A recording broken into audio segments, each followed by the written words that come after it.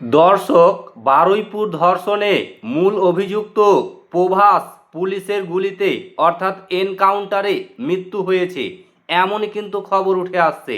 তো ফ্রেন্ডস, সেই মৃত্যু কিভাবে ঘটলো এই ভিডিওতে আপনাদেরকে বিস্তারিতভাবে জানিয়ে দেব।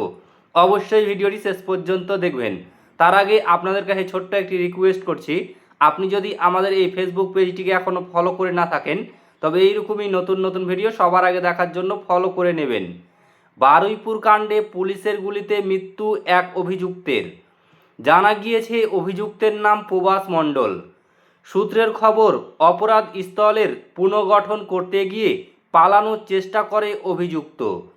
পুলিশের দাবি, সূর্যপুরে ঘটনাস্থলে গিয়ে ক্রাইম সিন রিকনস্ট্রাকশনের করার সময় অভিযুক্ত প্রভাস মণ্ডল পুলিশ কর্মীর আগ্নেয়াস্ত্র ছিনিয়ে নেন। এরপরে অভিযুক্ত পুলিশের দলকে লক্ষ্য করে এক রাউন্ড গুলি চালায় এবং ঘটনাস্থল থেকে পালানোর চেষ্টা করে বলে জানা গিয়েছে সূত্র মারফত। পালানোর চেষ্টা করার সময়ই পুলিশের গুলিতে মৃত্যু অভিযুক্তের। জানা গিয়েছে বারুইপুরে ক্রাইম সিন রিকনস্ট্রাকশনের সময় পুলিশের গুলিতে মৃত্যু অভিযুক্ত প্রভাস মণ্ডলের।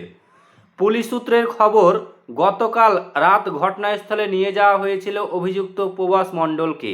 পুলিশ সূত্রে দাবি, রাত প্রায় 12:45 নাগাদ সূর্যপুরে ঘটনাস্থলে পুনর্নির্মাণ চলাকালীন এক পুলিশ কর্মীর আগ্নেয়াস্ত্র ছিনিয়ে নিয়ে একটি গুলি চালায় অভিযুক্ত।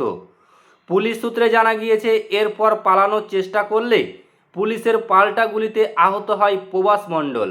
তাকে দ্রুত বারুইপুর মহকুমা হাসপাতালে নিয়ে গেলে চিকিৎসকরা তাকে মৃত বলে ঘোষণা করে।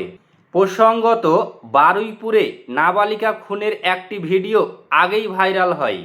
ভিডিওতে ধৃত প্রভাস মণ্ডলকে বলতে শোনা গিয়েছে, মেয়েটি চিৎকার করছিল, ওর গলায় পা তুলে ধরে তারপর টেনে নিয়ে বাগানের মধ্যে চলে যায় আনন্দ ও তার 3 বন্ধু।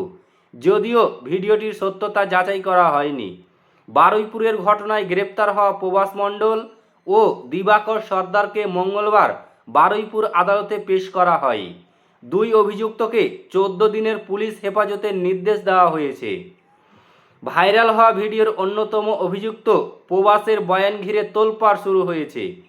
সেখানে নাবালিকার গলায় পা দেওয়ার কথা বলতে শোনা গিয়েছে তাকে।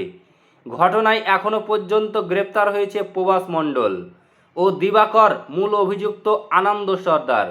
তো ফ্রেন্ডস, এই ছিল আজকের বিগ ব্রেকিং নিউজ। এতে আপনার মূল্যবান মতামত কী রয়েছে অবশ্যই কমেন্ট বক্সে কমেন্ট করে জানাবেন এবং ভিডিওটিকে বেশি বেশি পরিমাণে শেয়ার করে দেবেন।